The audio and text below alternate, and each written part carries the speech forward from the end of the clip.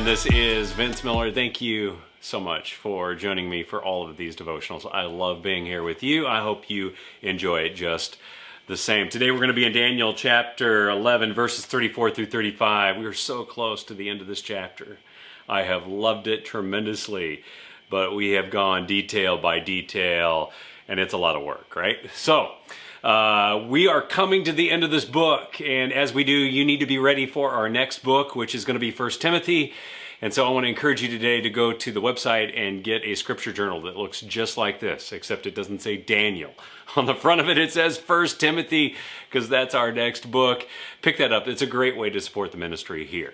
But for today, let me catch you up on what's happening in the text. So we've just been told about the third military campaign of Antiochus IV Epiphanes, who's the man known as the little horn in the prophecy way back in Daniel chapter 8. He is in the process of completely removing the name of God and all of God's teachings from the culture.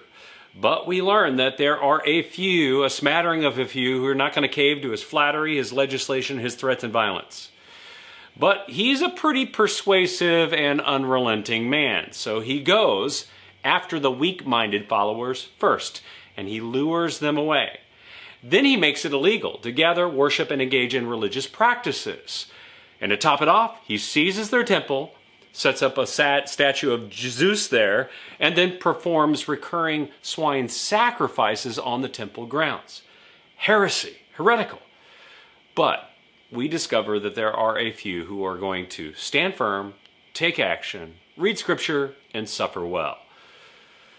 But the following few verses declare that this isn't going to last for long. Here's what it says next. When they stumble, that's the faithful, they shall receive a little help, and many shall join themselves to them with flattery. And some of the wise shall stumble, so that they may be refined, purified, and made white until the time of the end, for it still awaits the appointed time. You know, reading this little text here is a little heartbreaking, actually. I assume when Daniel heard it from Gabriel, he was probably a little devastated. But we learned something important here that I believe followers need to hear right now. You know, true believers will sometimes suffer persecution and even death, which is martyrdom for their faith, at the hands of wicked people. The purpose of this whole event with Antiochus IV was to cleanse God's people and make them stronger.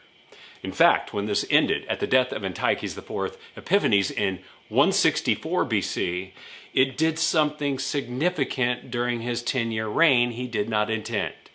While it divided the weak, it made a small remnant very strong inside of the community of God. You know, these events here have similarities to our experiences over the last 2 to 3 years, don't they? We have seen those weak in their faith vacate church with no intention of ever returning. At the same time, we have seen the strong dig in and fight a little harder for their faith. And I'm not talking about fighting for our political views or our national rights. I'm talking about fighting to know and understand and trust and believe that God is stronger than any challenge we will ever face, and that it will end and he will come again. I actually believe that's my call to you, to strengthen you with scripture by driving you to the teaching of the Bible so that you will know Jesus in changing and challenging times. So fellas, let's stay in the game by standing firm, taking action, reading scripture together, and suffering well. Because guess what? It does all eventually come to an end. And I want you to be ready for that day. I love you guys. I pray this blesses you. If it has, share it with someone else. And I'll see you right back here again tomorrow.